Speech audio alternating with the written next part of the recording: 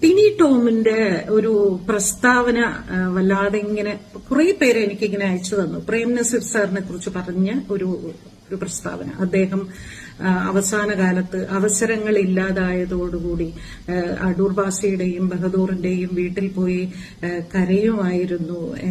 അങ്ങനെയൊക്കെ കുറെ കാര്യങ്ങൾ. ഞാൻ ആദ്യം വിചാരിച്ചു ഇതിനൊന്നും പ്രതികരിക്കേണ്ട കാര്യമില്ല എന്നിങ്ങനെ. പക്ഷേ വേറെ ആരെക്കുറിച്ച് എന്ത് പറഞ്ഞാലും ചിലപ്പോ ഞാൻ വിചാരിക്കും നമുക്ക് അത്ര വ്യക്തമായിട്ട് അറിയില്ല ആ വ്യക്തിയെ കുറിച്ച്. നല്ല സൗഹൃദമൊക്കെ ഉണ്ട്, ചിരിക്കാറുണ്ട്, സംസാരിക്കാറുണ്ട്. പക്ഷെ പ്രേം നസീർ സാറിന് അങ്ങനെയല്ല.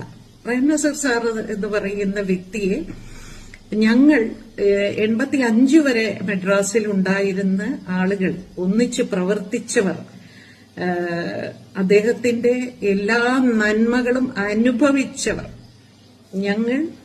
അദ്ദേഹം ഞങ്ങൾക്കൊക്കെ ഒരുപാട് പേർക്ക് ഒന്നും രണ്ട്, അത് പ്രത്യേകിച്ച് എനിക്ക് കേട്ടോ, പ്രത്യേകിച്ച് എനിക്ക് അദ്ദേഹത്തിന് ഞാൻ എന്റെ പുസ്തകത്തിൽ അത് എഴുതിയിട്ടുണ്ട്. അത് അനുഭവിച്ച ഒരാൾ. അദ്ദേഹം അവസാനം വരെ ഞാനൊക്കെ അദ്ദേഹത്തെ കാണുകയും സംസാരിക്കുകയും ചെയ്തിട്ടുണ്ട്. എനിക്ക് തോന്നുന്നു ഏറ്റവും അവസാനം മരിക്കുന്നതിന്റെ കുറച്ചു മുമ്പ് ഞാൻ കാണുന്നത് തിരുവനന്തപുരത്ത് എടപ്പഴഞ്ഞി എന്ന് പറയുന്ന സ്ഥലത്ത് അദ്ദേഹത്തിന്റെ മകളുടെ സഹോദരിയുടെ അവരുടെ വീട്ടിൽ അദ്ദേഹം ഉണ്ടെന്ന് അറിഞ്ഞിട്ട് ഞാൻ എന്റെ മോനെ കൊണ്ട് അദ്ദേഹത്തെ കാണാൻ ചെന്നിരുന്നു. അപ്പോഴും വളരെ ഹാപ്പി ആയിരുന്നു. എന്റെ മോൻ അന്ന് അപ്പൂപ്പ ഇങ്ങനെ വിളിച്ചപ്പോ അദ്ദേഹം വളരെ സന്തോഷത്തോടെ അവനെ എടുത്ത് മടിയിൽ ആ സമയവും അദ്ദേഹം ആസ്വദിക്കുന്നുണ്ടായിരുന്നു. ആ ഒരു കാരണം കുടുംബവുമായിട്ട് ഏറ്റവും അധികം സമയം ചെലവിടാൻ കിട്ടിയ സമയമാണെന്ന് ഏറ്റവും ഹാപ്പി ആയിട്ടാണ് ഞാൻ അന്ന് അദ്ദേഹത്തെ കണ്ടത്.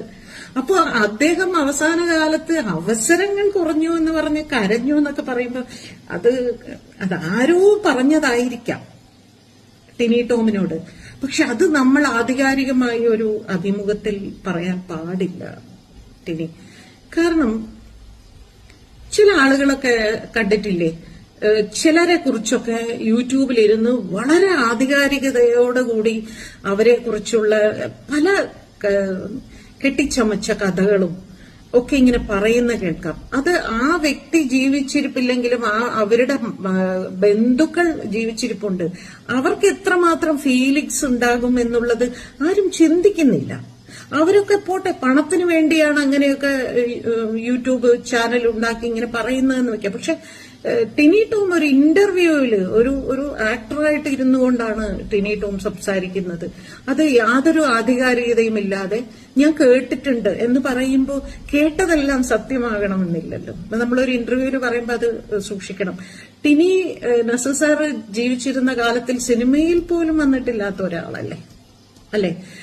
അപ്പോ അത് കേട്ടപ്പോ ഒരു വിഷമം തോന്നി. കാരണം ഞങ്ങൾക്ക് കുറെ അധികം പേര് ഇപ്പോഴും ഉണ്ട് നസീർ സാറിനോടൊപ്പം ജോലി ചെയ്ത, അദ്ദേഹത്തിനോടൊപ്പം ഇരുന്ന് ഭക്ഷണം കഴിച്ച, അദ്ദേഹത്തിന്റെ വീട്ടിൽ പോയി സംസാരിച്ച്, അങ്ങനെ ഞങ്ങൾ കുറെ പേരുണ്ട്. അദ്ദേഹത്തിനെ കുറിച്ച് ആരും ഇത് നെഗറ്റീവ് ആണോ എന്ന് ചോദിച്ചാൽ ഇത് നെഗറ്റീവ് ആണ്. അതായത് അവസരമില്ലാതിരുന്നപ്പോ മറ്റൊരാളുടെ വീട്ടിൽ പോയിരുന്ന് അങ്ങനെ ഒരാളല്ല പ്രേം നസീർ സാർ. നസീർ സാറിന്റെ മുമ്പിൽ വന്നിട്ടുള്ള ഒരു വാസു സ്റ്റുഡിയോയിൽ ഇരിക്കുമ്പോൾ എനിക്ക് നല്ല ഓർമ്മയുണ്ട്. വാസു സ്റ്റുഡിയോയിൽ ഇങ്ങനെ സ്റ്റുഡിയോയുടെ പുറത്ത് ബെഞ്ച് ഉണ്ടാവും, സിമന്റ് ബെഞ്ച്. അപ്പൊ അതിലിങ്ങനെ ഇരിക്കും, നമ്മളെല്ലാവരും ഇങ്ങനെ ഇരിക്കും, ഇരുന്ന് ചായ ഒക്കെ കുടിച്ചോണ്ട് ഇങ്ങനെ.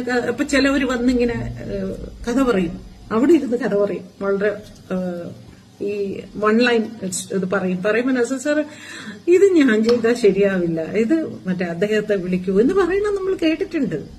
അങ്ങനെ പറയുന്ന ഒരാളാണ് നസീർ സാർ. നസീർ സാർ അവസരങ്ങൾക്ക് വേണ്ടി എല്ലാം അങ്ങനെ എല്ലാവരുടെ മുമ്പിലും ചെന്ന് സങ്കടം പറയുകയോ അല്ലെങ്കിൽ റിക്വസ്റ്റ് ചെയ്യുകയോ ചെയ്യുന്ന ഒരാളല്ല. അത് വല്ലാതെ വിഷമം തോന്നി നസീർ സാറിനെ കുറിച്ച് അങ്ങനെ പറയുന്നത് കേട്ടപ്പോ.